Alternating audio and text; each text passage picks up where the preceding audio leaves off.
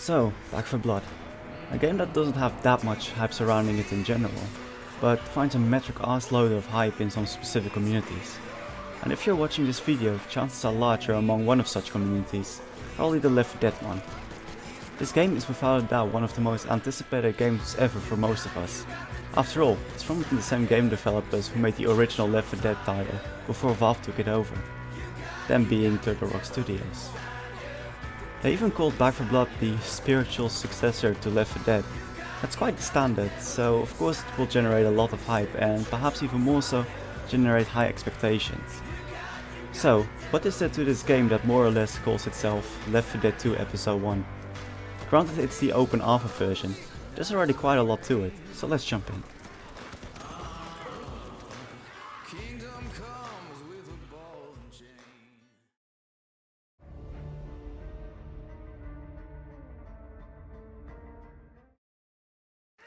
I don't think I'll be bringing anything new to the table, because even though the game was in the open alpha phase for a mere 5 days, videos about this game are already quite overly saturated. Plus I'm pretty late to the party, but fuck it, I'm making a video anyways. So, after starting up the game for the first time, you're first met with about 45 seconds of brands and warnings that are unskippable. It might be annoying at first, but it doesn't take long before you realize you can spend that time getting something to drink, get a snack, perhaps even file your taxes in the meantime. After the legality simulator bit has ended, you're brought to the big bad title screen. Pretty slick, right? Before we continue, I got a confession to make right here. I'm sure there's a lot of games that have this, but I'm not used to having to press space to sign in. So there I sat when I first started the game, staring at the title screen for the better part of 5 minutes, thinking it was still loading, not realizing I had to press a goddamn spacebar.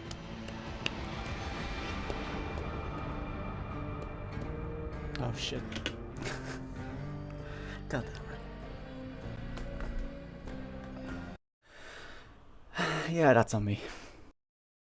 Either way, once I finally solved this mind-boggling puzzle, I was presented with this screen. Looks simple enough, no?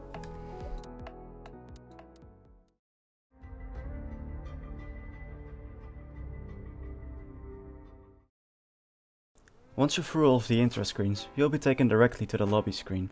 Here you can select the game mode you want to play, what map, invite up to 3 other friends and create a custom card deck.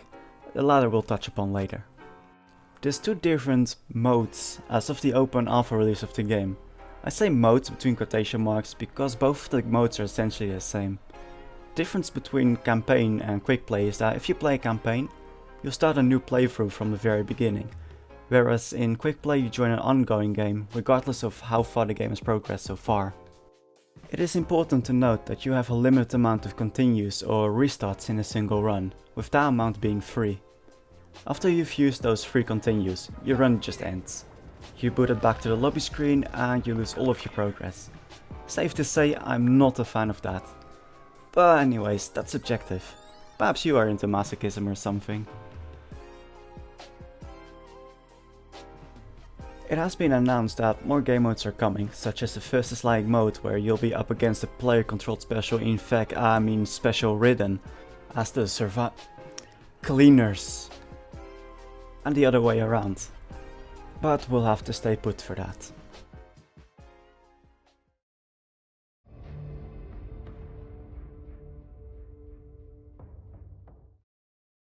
So, the new run bit. As opposed to Left 4 Dead, where you lose all of your progress if you disconnect at any time during the campaign, in this game it will save the last checkpoint you pass through, with those checkpoints being save rooms. You can then choose to either continue with one of the set runs or start a new run altogether. It's quite nifty I'd say, because the maps tend to be quite long.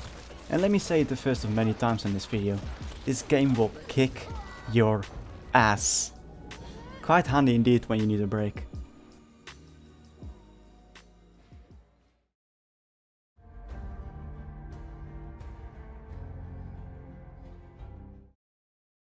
There's 3 different difficulties that you can choose from. The key difference between them is the amount of friendly fire damage you do to your teammates, as well as having a fewer amount of continues. From lowest to highest difficulty, you got classic difficulty, where you're able to restart 3 times and have increased bullet damage, but have little to no friendly fire damage. Survivor difficulty, where 35% of your damage is dealt as friendly fire if you shoot a teammate, as well as being able to restart 3 times once again. And Nightmare difficulty, where 60% of your damage is dealt as friendly fire and you only get 2 restarts.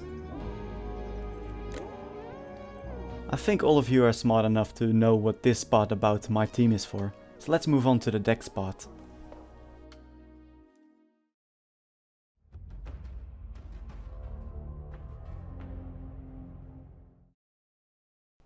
Oh boy, cards. You better whip out your notebook and a calculator, because there's a total of 61 cards, all of which can give you perks, stat changes, damage modifiers, inventory adjustments, gameplay alterations and way more. Okay, so let's just try and get through this bit as fast as possible, because I honestly just want to kill zombies, Ridden. Here goes. Cards are mostly there to bring variety to gameplay and playstyle. There's 5 different types of cards, being stat, talent, loadout, loot and ability. The stat cards are pretty self-explanatory, as in that they literally just apply a number modifier to a certain stat, such as damage or movement speed. The talent cards more or less do the same as the stat cards, except there's more stats in the single card, sometimes with a penalty for using it or the card applying to you as well as your teammates. Sometimes it does something special altogether, such as allowing you to have a primary weapon in your secondary slot as opposed to having a melee or a pistol in there. The loadout cards are responsible for granting you a primary starting weapons. These weapons can be the good old AK-47, the TAC-14 shotgun, the M1A sniper rifle or the USD submachine gun. The loot cards make it easier to find certain things throughout the map. It can allow you to sense nearby specific supplies or make some supplies more plentiful throughout the game. For example, copper and ammo. We'll talk about what copper does later on. Lastly, there's ability cards, or well, cards, since there's only one of them. You can read this one for yourself. All of the cards are divided into 4 categories. The first one are reflex cards, which mostly relates to things like movement and reviving speed, damage and damage modifiers. Discipline cards, which are mostly related to ammo, weapons, accuracy and healing. Brawn cards, which are mostly about health, damage resistances, melees and inventory alterations. And lastly there's fortune cards, which are mostly all about copper, ammo for your secondary weapon and some miscellaneous stuff such as an extra life or being able to shoot while sprinting. Out of these 61 cards, you can compose your own deck consisting out of 15 cards, one being a loadout card and the other 14 being whatever. There's the default deck of course, which has been universally agreed upon that it's meh, but there's also custom decks in which you can pick the 15 cards yourself. Not all 15 cards will be used each round however. When the game starts, your loadout card will get activated, after which you draw 1 card from 3 random cards 3 times, so you end up with 4 cards in total. Afterwards, whenever you make it to the save room, you get to pick 1 more card from a deck of 3, so you have 1 extra card active from that point forward. So on map 1 you have 4 cards, on map 2 you have 5 cards and so on. However, you can also find random basic cards during the map itself, which can be any of the non-loadout cards which will be active to your active cards. Though you have to pay copper for these cards. I think that's all of it. Oh no, wait, there's more. Just like in Left 4 Dead, Back 4 Blood also uses an AI director, which more or less orchestrates how rounds play differently each round. More on that later, but for now we'll focus on the cards the director can play. These cards are called corruption cards, and as far as I know 4 to 6 can be active at a time. These corruption cards affect the gameplay negatively, in the sense that they can cause special Ridden to spawn. They can also cause special common infected to spawn, such as the armored Ridden where you need 2 headshots to kill them, or runners, which are faster than regular commons. It can also affect the environment, where it can make the entire map foggy for example, and so on. I think that covers all of it. If I forgot something, let me know and I'll jot it down somewhere in my master's thesis here.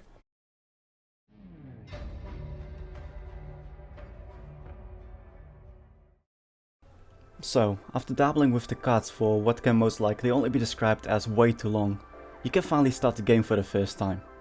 But before the game actually loads, they show you an introduction video which is about 3.5 minutes in length, detailing what you're about to dive into. Which is nice I guess, but they really should have added it somewhere in a pile of brands and warnings when you start up the game. Well, no matter, at the very least you can skip it. But I don't want to because I wanna know what the hell is in this video. So I guess I'll just have my teammates wait for me a little while.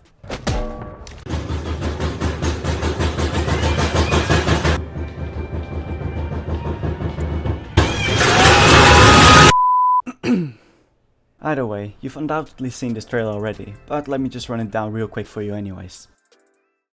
Turtle Rock Studios made Left 4 Dead Humble Brag. Shooter from Turtle Rock Studios, creators of the critically acclaimed Left 4 Dead franchise. People have worms inside them. Game director makes it so every playthrough is different since it adjusts to the player's actions. Hooray! We get to play the game for the first time ever. Hooray! We get to do a lot of awesome stuff. You can find stuff in the maps, but it's different for each playthrough. The people you play as are not survivors, they're cleaners, damn it. 8 playable characters, known as Cleaners. You can pick 1 character out of 4, with 4 more characters coming later. Each cleaner has their own perks and secondary weapons. These very mean looking things are your enemies. Cards! And how to get them eventually. Cards can also be mean to you. Are you ready, kids? And cue the title screen.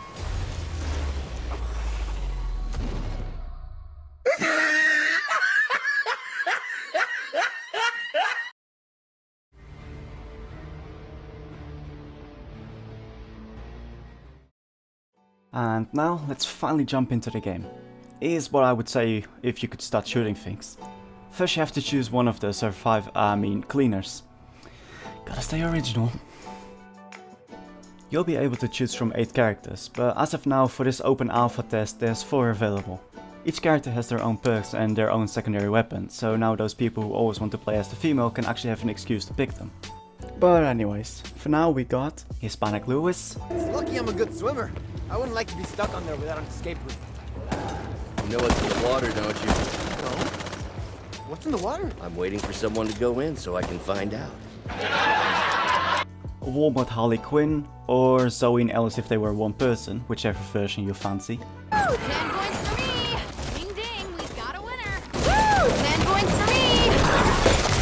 Go, Dottie! She named her baseball bat Dottie. Let's see, we also got Coach if he was the one-man cheeseburger apocalypse.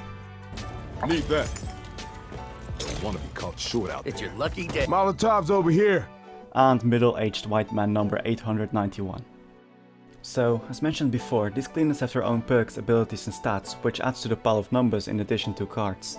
Evangelo is able to break out of a Hawker's projectile once every 5 minutes, regenerates stamina faster and has high movement speed, and as a secondary weapon he wields a machete.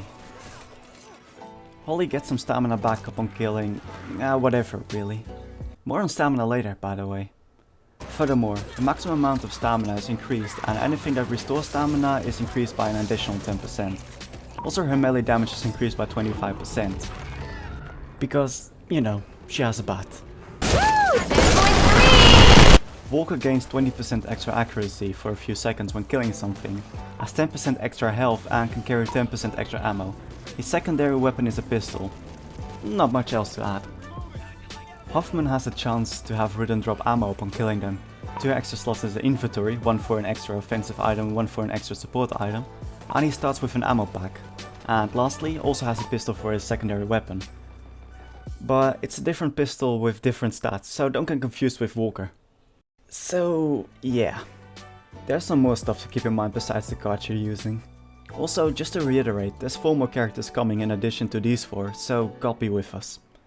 I swear, with all these numbers going on, I'm pretty sure this game was made for Asians.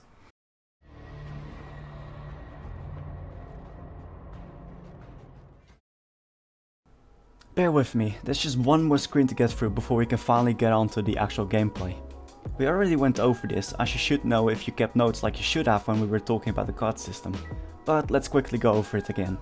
In this screen you can see the corruption cards the director is using, as well as your own active cards. Your loadout card, which grants you a starting weapon, is used immediately and doesn't show up. You can see your character's perks as well as cards from others that affect the entire team. Of course you can also see your own active drawn cards. If you refer to your notes, you might recall that you get to draw a card from a deck of 3 random cards 3 times. At this point your teammates have been waiting for a while already, so they can wait a bit longer I'm sure. No rush, just take your time and thoroughly read and consider every single card.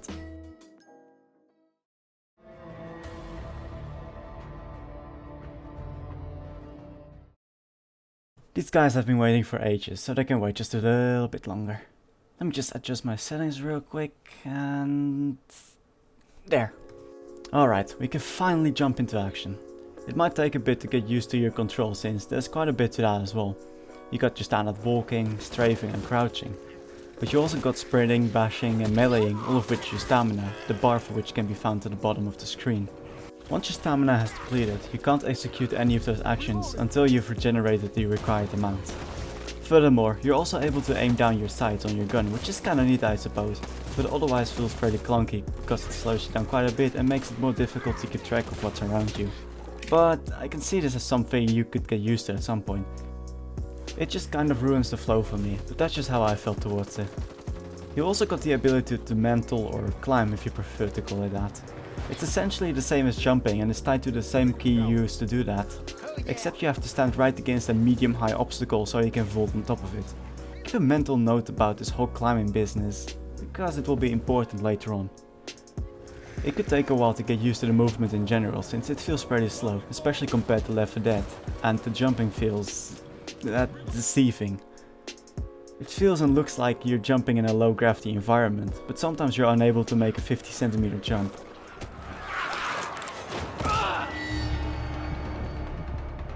He got pushed off.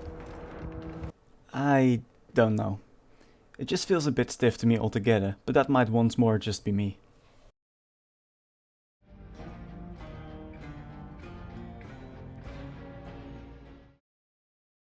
The Ridden. As you've undoubtedly come to know by now, there's a few different kinds of Ridden. You got the common infected, as well as 4 special infected which act as mini-bosses. And then you got the ogre, which is just a massive what the fuck walking around the map, which brings you to 5 total. Let's quickly do a rundown of all of them. I think that it's pretty clear for the most part what the common infected are and what they do. They're the most frequent and basic type of Ridden that you're up against. They're quite slow, being just slightly faster than you when you're not sprinting or crouching. They're easy to put down and usually just take one headshot to kill, but in turn they can quickly overwhelm you with their numbers. But otherwise they don't do too much damage on their own. However, might I just add that it's difficult to notice that they're hitting you at all? The only indication is the tiny arrow on the screen pointing in the direction you're taking damage from, and a red gradient on your screen that appears and disappears rapidly if you're getting hit from multiple angles.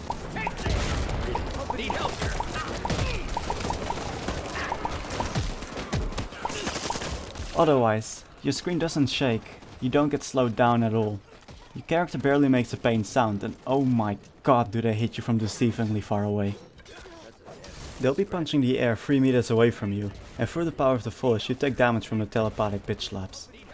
I don't know, it's just very difficult to notice that in a game where there's an overwhelming amount of stuff going on for the majority of the gameplay. Anyways, there's also a bunch of variants to the common infected whenever some specific corruption cards get played. You got the runners, which are faster than your typical Ridden, and you also got the armored Ridden, which require 2 headshots to put down. Basically like the riot infected in Left 4 Dead 2 if their department didn't get budget cuts on equipment. As mentioned, there's 5 special infected or mutations in the game, each with different abilities and roles. The 3 main special infected are the Hawker, the Wretch and the Bruiser, though in the trailer the Hawker is known as the Stinger and the Bruiser is known as Tallboy. Yeah, I'm not really sure about that inconsistency. Then you also got the Snitch, which is passive unless you attack them, and then the huge motherfucking lump of whatever the hell. Most of these special infected can be compared to the special infected from Left 4 Dead, albeit if 2 of them had a child, somehow. The Hawker, also known as the Stinger for whatever reason, is a combination between a hunter and a smoker, more or less. You can jump around and even hang on walls, blending quite well with the common infected and are quite sneaky. Their way of attacking relies on shooting projectiles from a distance which damage you, and if they hit you directly you'll be pinned permanently. Yes, permanently. You can't do anything until a teammate frees you by bashing you. Until then you'll be taking damage and are unable to move, crouch, shoot or even switch weapons. So you can imagine it can be pretty damn annoying, especially when your team doesn't notice. The weakness is that they don't have a lot of health, so they'll usually be killed pretty quickly, and even faster if you aim for the weak spot on their chest. Additionally, actually creating and shooting the projectile takes quite some time for them. Also, they're quite vocal, unlike the hunters, thank the lord.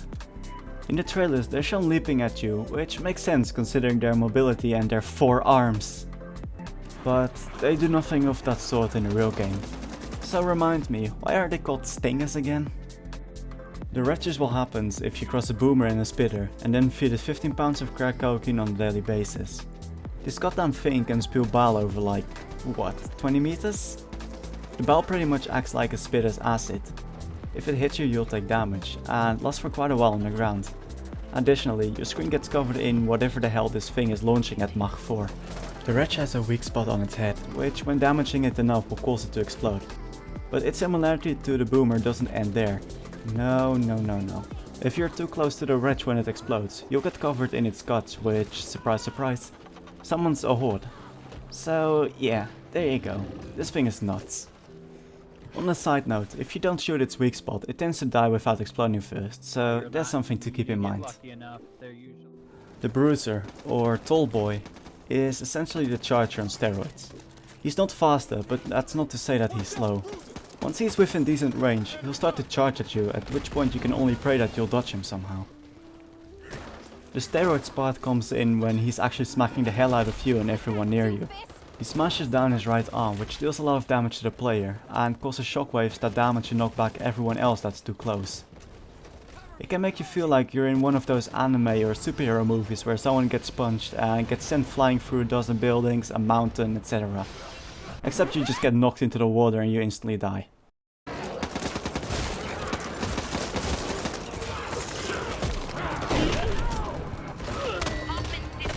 No, we're down. In addition, bursters can also go berserk, which means that they'll be stationary for some time and proceed to smash the ever-living shit out of everything around them, much like your average CSGO troll. Missile alone, run.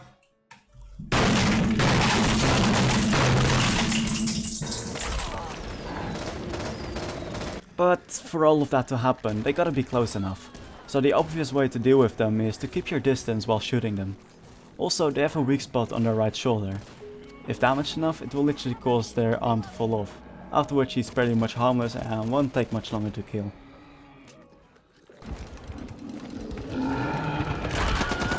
The Snitch behaves exactly the same as the Cut Screamer infected from Left 4 Dead. It tends to be idle and wander about most of the time, but if you alert it by attacking it or getting too close, it will let out a scream which alerts the horde of common infected.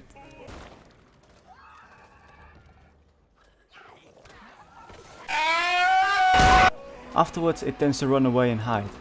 It's kind of nice to see how Turtle Rock was able to implement an old concept. It's easy to kill it since it doesn't damage you directly, but it's difficult to kill it in time before he summons a horde. Headshotting it with an auto shotgun several times is the best way to put it down. Or you can just use some good old teamwork and collectively shower it in a load of bullets. What's there to say about the ogre that hasn't been said or shown 100 times already? Not much, I'm afraid.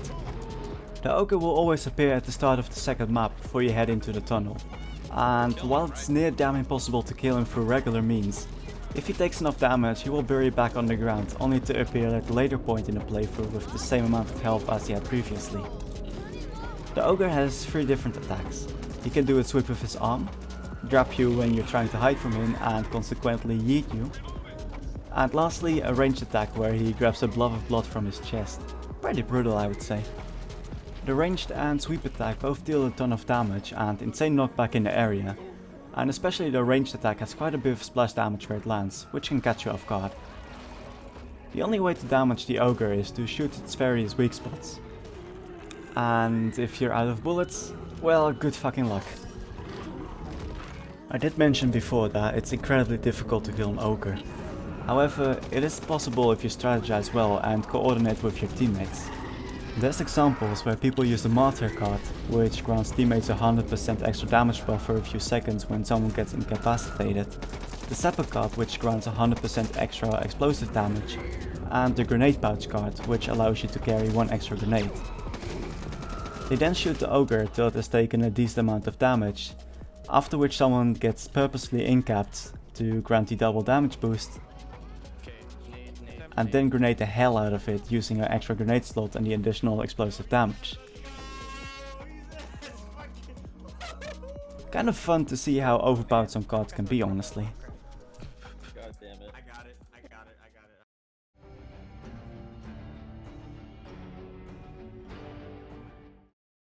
There's a whole bunch of weapons in the game, ranging from the 870 Express Shotgun to the M16 Assault Rifle. To be precise, you can choose from the following primary weapons: the Uzi submachine gun, the AK-47, the M4 Carbine Rifle, the M16 Assault Rifle, the RPK, the Remington 870 Express, the TAC-14 and the M1A. As mentioned before, you can choose from either a handgun or a melee weapon for your secondary weapon. For handguns we got the M1911, the Glock 23, the .357 Magnum, and the Tech 9.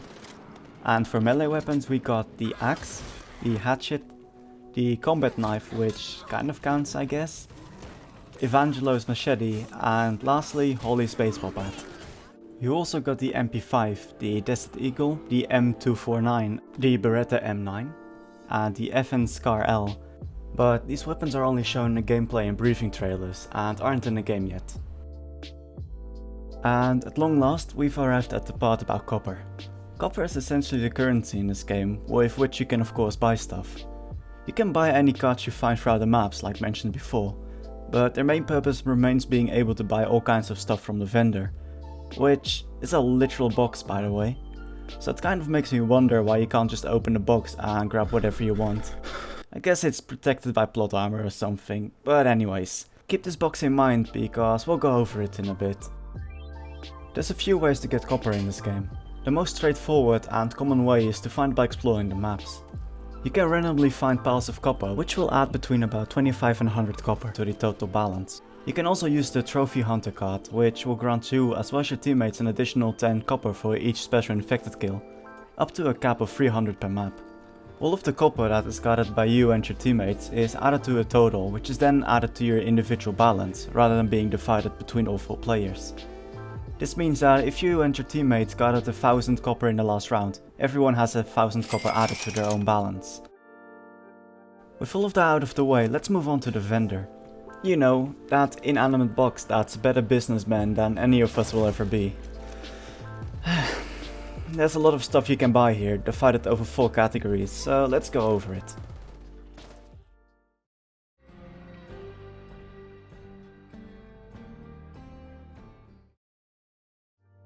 First of all, you got the accessories tab where you can buy items. We'll go over what all of these items do in a bit. Secondly, you can buy attachments for your primary weapon as well as your secondary weapon if it's a handgun. You got the reflex sight, which reduces recoil when aiming down your sights. You got the ACOG or the Advanced Combat Optical Gun Sight, which grants you twice the magnification when aiming down your sights, and increases the damage if you shoot the weak spots on a special infected. Furthermore, you got the laser sight, which increases your accuracy when hip firing, which entails that you're shooting without aiming down your sights. Then you got the extended magazine and the fast magazine upgrades. They're pretty self-explanatory. The former allows you to shoot more bullets without having to reload, and the latter increases the reload speed. Lastly, there's the tactical stock, which serves to increase the speed between swapping between your primary and secondary weapon. Note that you can also randomly find these upgrades throughout the campaign as well, contained in crates. These can either be a standalone upgrade or be already attached to a weapon. If you find a separate upgrade, picking up the upgrade will add said upgrade to the gun you're currently holding. So don't be like me and add it to your secondary weapon rather than your primary weapon, unless that's actually what you want to do. If you find a gun in the map, it can also have faults in addition to any other upgrades. So it's more like a downgrade really, but still classified as an upgrade, so yeah. The 3 that I know of are the one stock, the warped barrel and the bent barrel. The one stock increases the time it takes to swap between weapons, and the warped barrel and the bent barrel increases the recoil and bullet spread respectively. On the contrary, you can find some attachments in the map that you can't buy from the vendor. These are usually a combination of upgrades, for example the compensator, which reduces recoil, weapon spread and a movement penalty when firing. There's also a couple of magazine attachments such as the armor piercing rounds, the extended fast magazine and the fast HP magazine. You might have noticed that the weapons and upgrades have a star rating of sorts. These stars are basically an indicator of how good your weapon or upgrade is, ranging from 1 to 4 stars, where 1 star is the worst and 4 stars is the best. The faults we talked about before are rated 1 star for example, whereas the combined attachments are 4. The rating on your weapon is more or less a sum/average of the upgrades you got going on. Then there's the refills tab, where you can just buy all kinds of ammo and top off your health. Note that you can buy all kinds of ammo and not just ammo for the weapons you have. And finally you got the upgrades tab, which mainly focuses on ammo capacity. In other words, it allows you to carry more ammunition with you rather than the standard amount.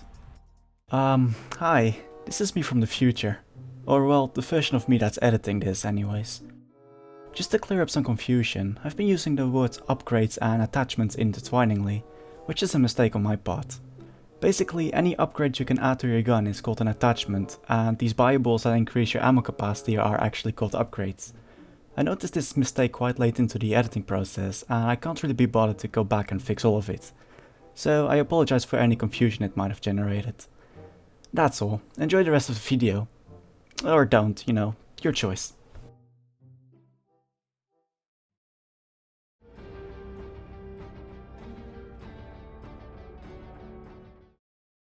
As was implied before, accessories are the items you can carry with you in your offensive inventory, support inventory, and whatever the inventory slot is called in which you can carry quick accessories. My guess it's just called quick access inventory or something. Grenades entail all of the throwables which go into your offensive inventory. Normally you can only hold one, but being Hoffman allows you to have an extra pocket for it, and using the grenade pouch card allows for one more. This means you can have up to 3 grenades with you, as long as they're the same kind. You got the following ones. The Molotov, which creates an area of fire for a while which damages everything that goes in it and completely shuts down common infected.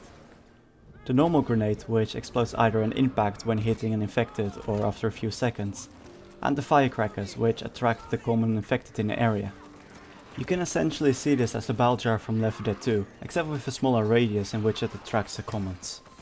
There's a total of 3 support items. Again, under normal circumstances you can only carry one, but if you're Hoffman and you're using the fanny pack card, which grants 1 extra slot for support items, you can have a total of 3 with you. Again, as long as they are the same. The 3 support items are the medkit, which heals a large chunk of health, the bandage, which heals a smaller amount, and the pain pills, which grants a chunk of temporary health. It's important to note that just like in Left 4 Dead, you can pass pain pills to your teammates, or use the bandage or a medkit to heal them. The last category of accessories we got are the quick accessories, which are items you don't directly use in combat. There's the defibrillator, which can revive a dead teammate, or revive an incapacitated teammate faster. Then there's the toolkit, which allows you to instantly and silently open locked doors. Throughout your playthroughs you'll come across plenty of doors that are locked which require you to bash it several times before you're able to get through it. You also got alarm doors which alerts a horde if you look at them wrong.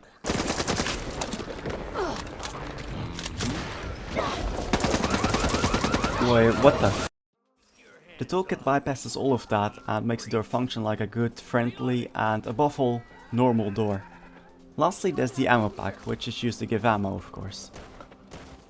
Even though it only technically counts, there's also a 4th quick item, which is the explosive. The only place where they appear at the moment is at the end of the Evansburg campaign and serve only as a tool to complete a given objective, which is to Michael Bay a ferry.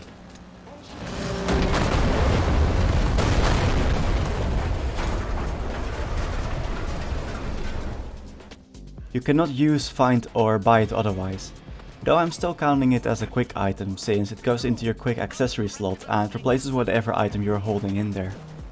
Which brings me to say that you're able to carry only 1 quick item at any time, no matter the cards or character you pick.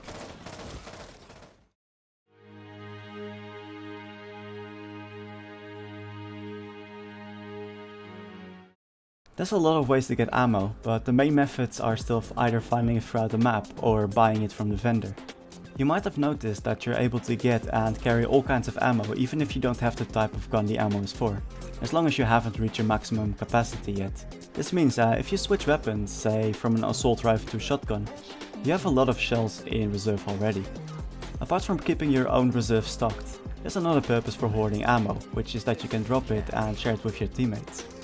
Pressing tab allows you to see the current amount of ammo you got with you, and clicking on it makes you drop some on the ground, which your teammates can then pick up. There's also the active cards tab when you press tab, but I think you know what that's for by now.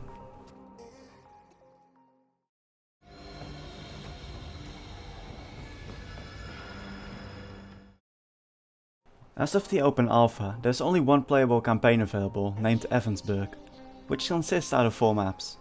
It's also referred to as Act 1 in the game, so there's definitely going to be some kind of continuity throughout future campaigns as expected. But that aside, I won't go into too much detail about it since that would be kind of senseless, especially considering that there's a load of videos of playthroughs of this campaign already. Though for good measure you can find a link to my complete walkthrough in the description. I played on classic difficulty since I'm straight up not good enough nor didn't have enough time to do it on any of the higher difficulties, so it will have to do. 3 mechanics that are consistent throughout the maps which we haven't talked about earlier are crow flocks, the rescue mechanic and the HUD showcasing your teammates' health. In most of the maps you'll find groups of crows in areas that are outside. Disturbing the crows by moving too close to them or attacking them for example causes them to fly away and make noise, which attracts the horde. Secondly, if you lose a teammate, after about a minute you're able to find them again somewhere in the map ahead of you. They'll be pinned to the wall by what looks like a hogger projectile.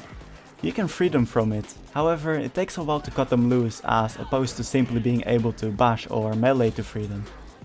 Thirdly, if a teammate is out of view, you cannot see their health. Once you've got a line of sight on them again, it will be shown again. Note that you can still see the glow of your teammates though. Also, because I haven't really found a place to mention this anywhere else, I'll just say it now. You also got propane tanks, which you can pick up and throw wherever you want. Also they explode when you shoot them. There you go. Lastly, as a side note, in the loading screen between maps you also got the chance to rate the last match. I'm not entirely sure what purpose it serves, but it's there.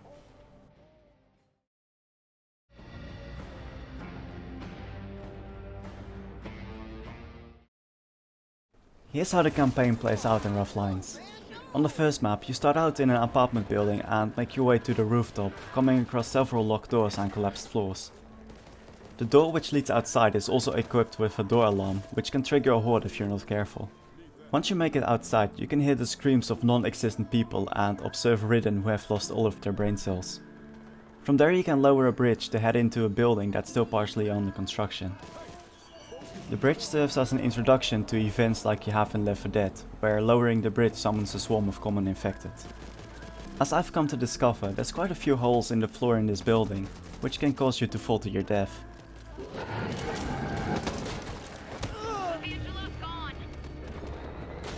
You also got the Ladder of Doom, notorious for throwing you onto the floor like a bouncy ball. Except you don't bounce and instead splat right into the concrete.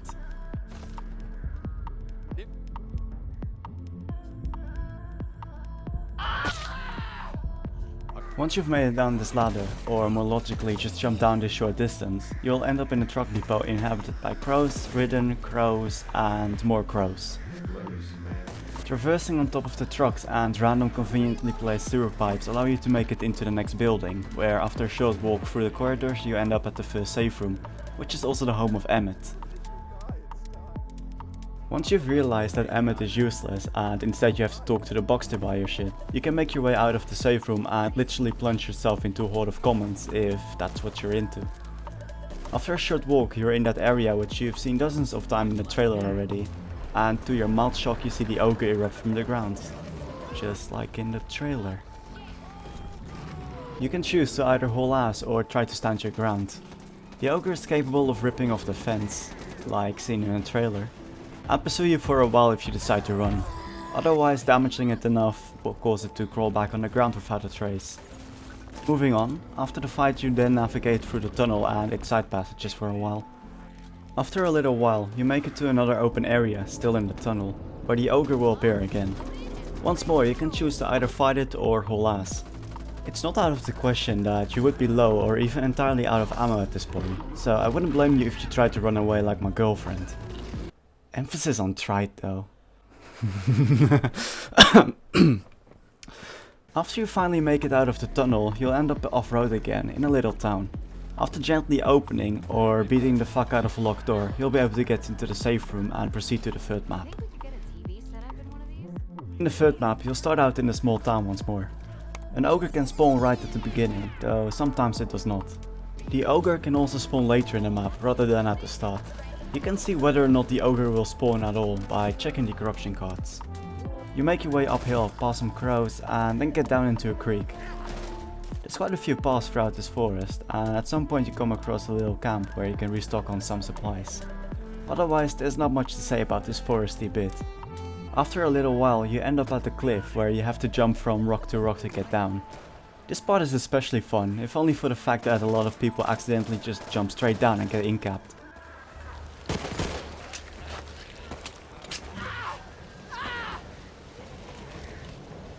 Not like I'm any better, but those are just details. Afterwards you end up in a train yard, where you gotta make it across to the other side. There, your path is blocked by a train cart, which requires you to activate the very conveniently placed gravel filler to create a pile of gravel which allows you to climb over it. Might I add that this is the loudest gravel filler in existence, by the way. Jesus, it sounds like one of those tripods from the War of the Worlds.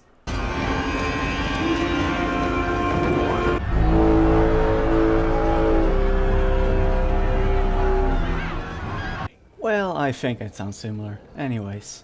After a sufficient amount of gravel has piled up, you can vault over the train cart, though this took a while for me to figure out, and instead I ended up grinding on the wall like an Amsterdam stripper. But anyways. After that it's just a short stretch to the safe room. You climb into an abandoned building, get through a few rooms and onto a few stairs, and you're good to head into the final safe room. Long as you make it through that scummy last horde of commons in front of it. I am sincerely salty about these commons in particular, if I'm honest. The fourth and final map is the shortest, but also the most difficult in my opinion. You start off in a little industrial area where you have to shoot a propane tank to let it explode and breach the wall. This will cause an infinite horde to spawn, similar to Left 4 Dead 2's Gauntlet Crescendo events. Think about Dark Carnival 4 for example. From there you have to escape onto a ruined bridge and cross a ferry which crashed into the bridge to make it to the other side. There, the military will be waiting for you and provide cover for a short while before you gotta head back into the ferry with 2 explosives which need to get planted at the bottom level of the ferry in a generator room. Bear in mind that you still got the endless horde going on, so needless to say this is quite tough. Just a side note about the explosives, you can only carry 1 at a time and it goes into your quick accessories slot. This means you drop whatever you have in that slot and 2 cleaners are needed to carry both the explosives. Unless you make the same trip twice, but that's only doable if you hate yourself to no end. So, say you make it through the endless horde to the bottom of the ferry and plant the explosives. After planting the last explosive, you have 1 minute to get back to safety. It's quite a tight time frame with all the infected there, so good luck with that. Once everyone has made it to safety, or the timer runs out, the entire ship explodes and the end screen appears. Huh, that was quite anticlimactic. All in all, it's a pretty neat campaign that works well to introduce you to what to expect from future acts. It's got 3 different events, each one having a different type. You got your typical crescendo where doing something summons a horde, and it's up to you to either hold out or make a break for it. You got an event where you have no choice but to hold out for a while, and you got an event that summons an endless horde and you have no choice but to run. In addition, you got plenty of open areas as well as narrow clustered areas and lots of different settings included in these lengthy maps, though they can feel a bit too long, but that's subjective.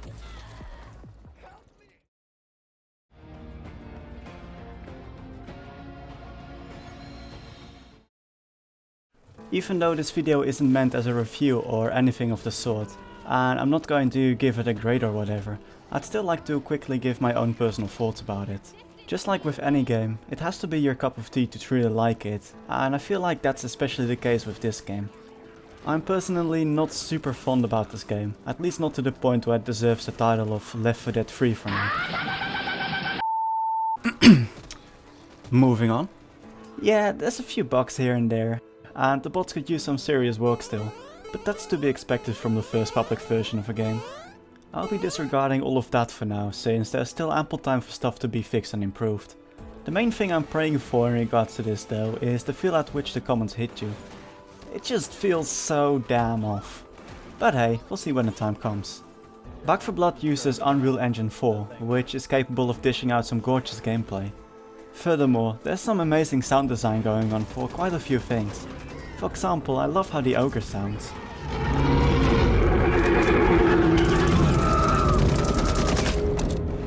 In addition, some of the animations are absolutely stunning. The reload animations for most guns quite frankly stood out to me because of how satisfying they looked and sounded. I don't have much to dislike about the visuals, not in the slightest. Although there are a few animations that could use some improvement, but that's not too important. I'm just not too much of a fan of some of the mechanics, mainly the card system and how it's supposed to add the extreme replayability that's being bragged about. To me, some stat and ability changes isn't enough for me to say that every playthrough is different. Sure, it's technically different, but on every single one of my playthroughs, the maps felt the same. The biggest difference was getting an ogre in a place I didn't have him before, but that's about it. My own personal preference for games is being able to play casually. In Back 4 Blood there are so many perks and stats to keep in mind, and a lot of mechanics which are barely or not at all explained, which can make the game feel overwhelming for a while, even on the lowest difficulty. Which brings me to the following: this game is pretty damn difficult. I managed to only finish one of my 5 playthroughs in its entirety due to the limited amount of restarts and being paired up with people who, similarly to myself, didn't know what we were doing. All things considered, it doesn't really feel like a casual game. But you know what? That's a story for another day. All of that is purely subjective, so let's put it aside for now. There is something that I'm far more worried about. The main concern doesn't lie in the gameplay itself. Honestly, the game doesn't even remotely come close to that. It's the entire payment scheme around it. I already briefly showed way earlier into the video that there's 3 different versions of the game, each with a different price. You got the standard edition, which is 60 euros, the deluxe edition, which is 80 euros, and the ultimate edition, which is 100 flippin' bucks.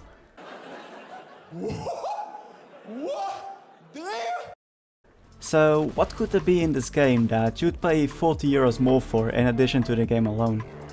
Well, skins, season passes and digital in-game items.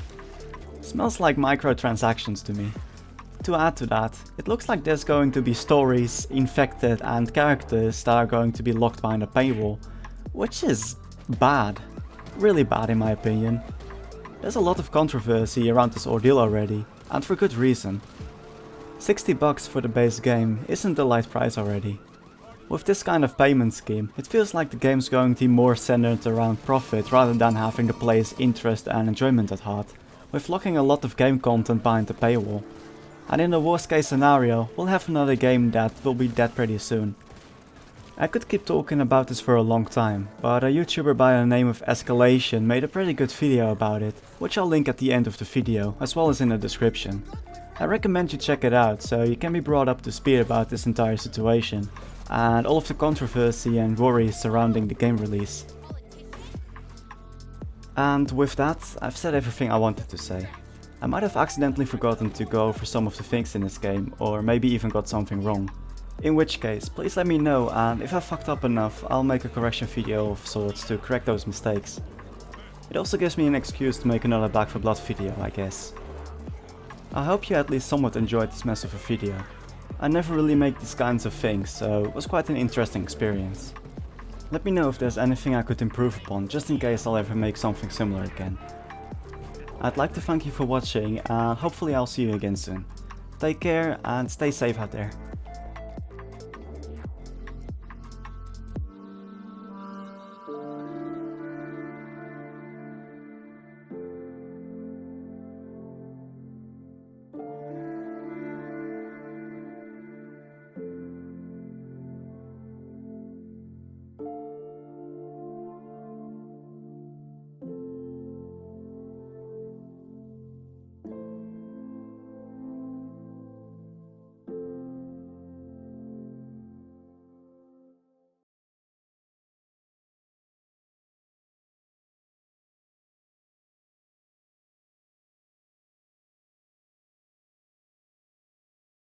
First of all, congratulations. Warner Bros. Games. Hello, I like money.